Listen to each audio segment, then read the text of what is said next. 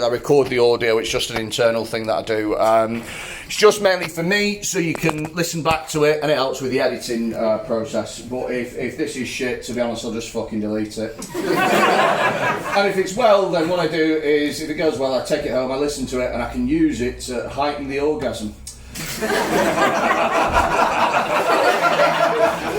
So I'll tell you what's happened, right? I knew that I had this in the diary for quite some time, and I decided that what I was going to do is today, I was going to hold my writing today, and then it would all be fresh in my mind, and then I'd be able to perform a fantastic set of comedy. But what I did instead is last night I drunk 2 bottles of wine and 6 pints, and I ain't fucking recovered from that shit yet. I feel fucking dread. I feel so hungover just all fucking day. I felt. Do you know when you know that you've drunk too much, when you get home and you're trying to go to sleep and you're too pissed and you start like making deals with God. Do you know, just be like, look, if you just sober me up, I will join a yoga class. Look after myself, I'll be a better human being. I got woken up at 7:30 in the morning as well because the fucking neighbours downstairs are cunts. I live in temporary accommodation at the moment because my flat got flooded. I don't like to mention it. It got flooded. I live in temporary accommodation. Now it's like a house that's been turned into 2 flats, right? And the upstairs is our temporary accommodation, and then downstairs is a separate flat that they rent out for Airbnb guests. And my current crop of Airbnb guests are people that don't know how to close a fucking door properly. You know those mental right. It does my fucking head in, right? Because I grew up with my mum. And she's got ears like a fucking bat, do you know? So I learned to be quiet when I get for a big lad, I move silently. You know? like I both look and move like a rapist. Do you know what I mean? Like, you don't hear me coming till I'm fucking there. Do you know what I mean? But these people, they don't know how to close fucking... Because there's 2 ways of closing doors, right? There's the first way of closing a door, which is what you do is you open the door, you go through the door, and then with your hand on the door, you guide the door back to where it needs to be, and then you do that with a handle and just slot it in, and it makes almost no sound at all. The second way to close a door, or as it's also known, the cunt method, is to walk in, open the door, go through the door and go, I don't fucking need this anymore, fuck off! Well, you'll put off studying the cunts in morning, you stupid pricks. I just needed to get that off my chest, it wasn't even material. So, let's get started now. I got a notepad as well, so I'm going to be ticking stuff off if it goes well and then crossing it if it doesn't. It's a very complicated system. First joke, go. I'm Freddie, hi. I'll tell you a little bit about me. A lot of people are very surprised when I tell them that I'm transgender. And I think that's probably because I'm not. But it's fun to pretend, because no one's pulling you up on it. People go, oh my God, you are so brave. You are inspirational. Honestly, I tell people that I'm transgender and I can see them looking at me trying to figure out which way I've gone. Because either I used to be a woman that's turned into the most convincing man of all time, or I am a man that wants to be a woman and is putting in fuck all effort. Right, we'll give that one a tick. I've been watching loads of TV today because I'm too fucking hungover to do anything else, man. I've been watching loads of TV, I love TV. I hate TV adverts though, oh my God. I remember when TV adverts used to be uplifting and they used to make you feel good about yourself, good, so you want to go out and buy that product. But now, TV adverts just make you feel like shit. There's an advert at the moment, I fucking hate it. It's that one for the army. You might have seen it, it's the one that goes, so, you can fix a bike. So maybe you can fix an engine, so maybe you can fix a car, so maybe you can fix a tank, so maybe you can fix a helicopter, so maybe you can fix a Battle Mark II destroyer on the South Atlantic Ocean. And I was watching that like, whoa. I cannot fix a bike. I can reboot the Wi-Fi when the modem goes off. Where's my fucking career, you cunts? We'll give that half a tick. It's kind of funny, isn't it? There's a lot of getting there.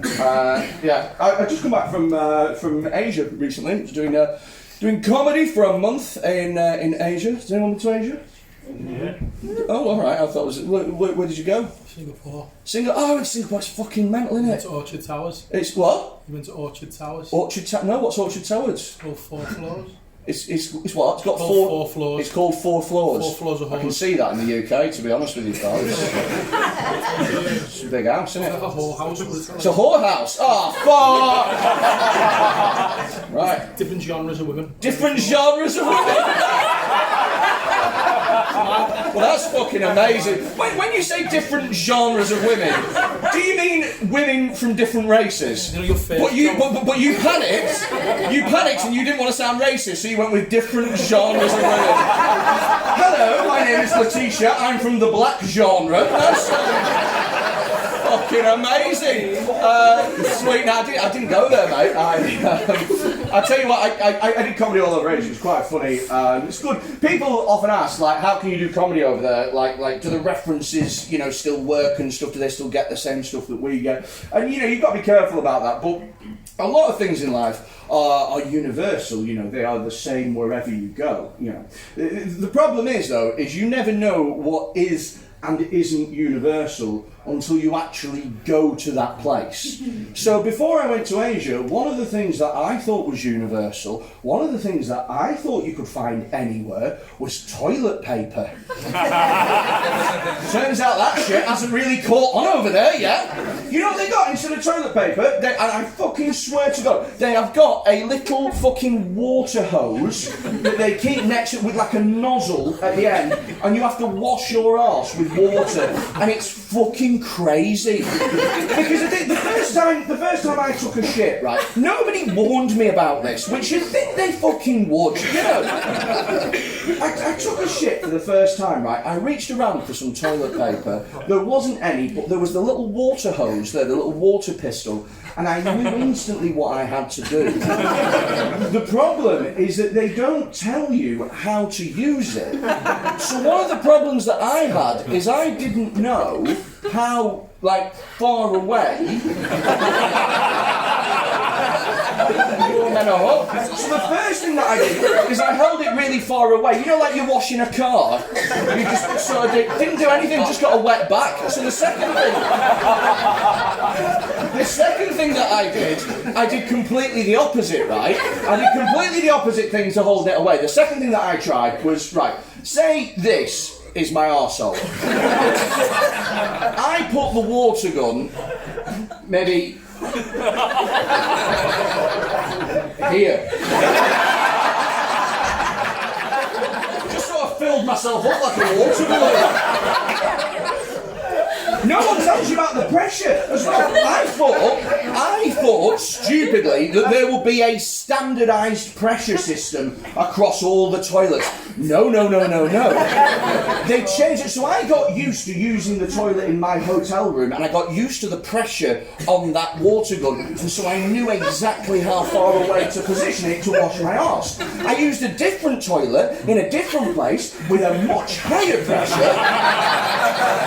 I put the water gun in exactly the same place, and I blew my fucking testicles off. Play Russian roulette with me bollocks. Some of them don't even have the fucking water pistol. Some of them don't even have that. Some of them have nothing at all. So you do a shit, and then there's like a little lever on the toilet here, and you pull the lever up, and like a little toilet penis comes out and just shoots water where it thinks your arsehole might be. Mate, I have never been more afraid in my fucking life. I'll tell you this for certain, I am never asking a woman for anal sex ever again. Because now I know what it feels like. She's like, oh my god. Oh fucking hell. Cool, that was quite funny, wasn't it? Oh shit.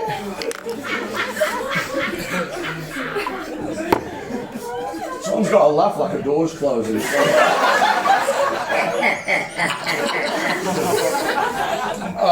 Fucking hell, man. Do I just fucking hate life? Like in general, yeah. It's fucking pathetic, isn't it? We're gonna have an election soon, aren't we? Fuck off, mate. I don't know who the fuck to vote. They're all cunts. Every single one of them is a fucking wanker. I hate it. It doesn't make any sense to me, this shit, man. It's like, I feel like voting at the moment is like walking into a room full of naked men and you have to pick which one of them fucks you up the arse for 4 years. So can I not just pick for none of them to fuck me up the arse? Is that not an option? That's why I'm voting for Corbyn, because he looks like he's got the smallest dick. There's no way he's hiding a monster in his fucking corduroy geography teacher pants. Jeremy Corbyn doesn't have a big... He's not fucking allotment for fuck's sake. He's not got a big old cock, has he? Boris Johnson has got a big dick. Say what you want about him, but that man gives off big dick energy, doesn't he? He looks like he would have a whopper. And he looks like he wouldn't, like, be gentle either. Like, he looks like he'd bend you over and spit in your arsehole. Not for lubrication, just to make you feel even more fucking worthless. He would fuck you harder than he's fucking the NHS. Oh, that last line was dreadful, wasn't it? The bit before it was funny, but fucking dreadful. I should have done better than that. Half a mark. Cool. That's nice, isn't it? I'm at a weird age. I find it funny how I just completely ignore. Yeah, anyway. I'm at a weird age in my life now. I'm 31 and all my mates have got, like, half my mates are settling down and having kids and families and stuff, and I don't really feel ready for that, to be honest with you. But then I don't want to be like one of those 30-year-olds that still thinks that they're 18. Do you know what I mean? Like those pathetic... I've got a mate of mine, he's just come back from Amsterdam, right? And he was bragging in the WhatsApp group, went over to Amsterdam, fucked a prostitute, yeah. Yeah, that's what they're there for, mate. You paid... How is this brag-worthy? You paid a woman that wanted to be paid to have sex with you, It's not anything to brag about, it's a fucking business transaction. I don't know if I want kids. I don't think I'd be very good with children, because I don't think I'd be able to discipline them properly. Do you know what I mean? Like, that'd be a big worry for me. I think it'd be too soft. Like, I don't think that you should smack your children, but I absolutely think that you should always make sure that they think you're going to hit them. They've got to have that fear in them, haven't they? They've got to, you fucking what, like that. You've got to have that fear in them. Now, well-behaved children flinch. You go over to a kid reading a book and go, fuck, but they'll go, fuck. If you go to like a little dickhead setting fire at something and go, whoa, he'll not even fucking know you're there. Just go, fuck off, dickhead. Fucking dreadful, mate. I always want to hit other people's kids. Is that weird? Like, I just have a problem with other people's kids. It pisses me off so much. Because you can't do anything about it. You can't do anything about the situation. You just have to see what they do, and it's never fucking enough. Do you know what I mean? I was in a restaurant recently, and on the table next to me, there was a child who was just acting up for attention, and the parents weren't doing fucking anything. Little prick ruined my meal. And when that happens, what I do is I always make sure that I ask for loads and loads of plastic straws. Because the way I see it is I can't fuck up the kid, but I can fuck up his future. I was in Tesco getting a meal deal. There was a kid behind me kicking off. She was like, "Do you want a plastic bag?" I was like, "No." And I saw the kid. I was like, "You know what? Yeah." Hurry. Walked out with my meal deal and fucking drinking one bag, sandwich in the other, crisps in the other. Good luck getting rid of that plastic, you little fucking Hitler. That's a big thing at the moment, isn't it? Fucking climate change. Oh my God, man, it's you know, there's teenagers skipping school and stuff, climate change protests.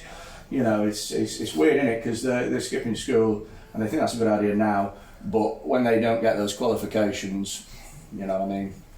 Is it really worth it? Is it worth protesting and having to spend the rest of your life filling out a CV with Duke of Edinburgh awards? It's tough, isn't it? It's like, I tend to think with these climate change protesters, like it's all this. Oh, we want to solve it now. We want action now. We want action now. I just think, why does it have to be my fucking generation? Why does it always have to be fucking me? Do you know what I mean? You think you're the first generation that's undergone hardship, but when I was your age, there was the financial fucking crisis. 10 years worth of cuts and shit, people losing their jobs, there's no houses, student fees went up to £27,000, we've got less opportunities than ever before. Can we not just fuck up the environment? Can I not just be the last generation to fucking piss about with aerosols? Is that too much to ask? I feel sorry for that girl, what's she called? Fucking Greta Thunberg. Greta Thunberg. Great name to say. She's got a really important message, hasn't she? And I admire her and everything that she does. You know, she's a very strong woman, but no one's paying attention to the message. And I think she's learning one of life's most important lessons, and that is that men will only listen to women that they think are fit. Like, if she was a model, we'd have sorted climate change like fucking that guy. Trump would have had America on zero emissions within a fucking month if she was fit. Do you know what I mean? And I know she's only 16 and you can't really put that pressure on somebody, and that's a fair enough criticism. But you know who else was 16? Britney Spears, when she sang Hit Me Baby One More Time. And that was the #1 song in the world for 3 fucking months. And it wasn't about the message, was it? There's no message behind Hit Me Baby One More Time except for possibly domestic violence. All I'm saying is, you know what I mean, if she wants to sort out climate change, you've got to fucking, you know, do your sex appeal up a little bit. Get your tits out for global warming. It's true, isn't it? Men only listen to women that they think are fit. That's why most men don't listen to their wives. If you think that if you're wondering whether or not your husband still finds you attractive, talk to him about global warming, see what fucking happens. Because if Kim Kardashian talked to you about global warming, even if you knew fuck all, you would say whatever you could to keep that conversation going, wouldn't you? You'd be like, oh yeah, fossil fuels are fucking unbelievable. It's fucking interesting, Kim Kardashian, isn't she? She's a lawyer now. I didn't know that. She's a fucking proper lawyer, isn't she? She's helped like 20 odd women like on life sentences and death row get out of prison. And I can't help thinking that is not because of her lawyering skills, just because she's fucking fit, innit? Do you know what I mean? Just fucking the defence rests your honour. Fucking the court is adjourned while I sort out this semi. Right, well, some of that was good, and some of it fucking wasn't. But when you consider the place that I came from this morning, when I had literally nothing to do or say, I will